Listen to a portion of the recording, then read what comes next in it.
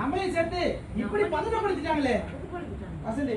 என்னமோ காலையில இருந்து என் மனசுல இதெல்லாம் ஒரு கெட்ட கனவுன்னு யாரும் சொல்லிட மாட்டாங்களா?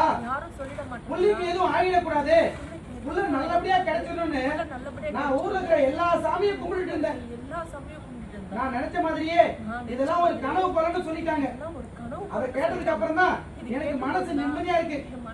பாட்டி கரெக்ட் தாண்டி, கரெக்ட் தாண்டி. இன்னைக்கு காலகட்டத்துல ஊர்ல என்னெல்லாம் கேள்விப்படுறோம், பச்சை புள்ள, கை குழந்தை, 10 வயசு புள்ளன்னு கூட பார்க்காம எப்படி எல்லாம் மிருகத்தனமா என்னென்னமோ நடந்துக்கிறாங்களே. இந்த காலகட்டத்துல புள்ளைகளை வளர்க்கறது சாதாரண விஷயமா?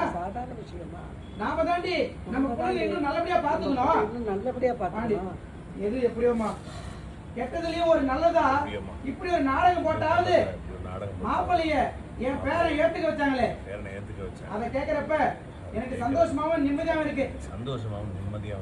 ஆரம்பத்துல 2-3 நாள் நான் தினமும் மலருக்கு போன் பண்ணி மாப்பிள்ளை புள்ளைய தூக்குனாரா, மாப்பிள்ளை புள்ளைய பார்த்தாரா, மாப்பிள்ளை புள்ளைய பத்தி எதுவும் கேட்டாரான்னு நான் கேட்டுட்டே இருந்தேன். மலர் எதுவும் சொல்லலைங்கப்பா, புள்ளைய பார்க்க மாட்டேங்கிறாருன்னு சொன்னப்பெல்லாம் என் மனசு கிடந்து வேதனையில தவிச்சுது.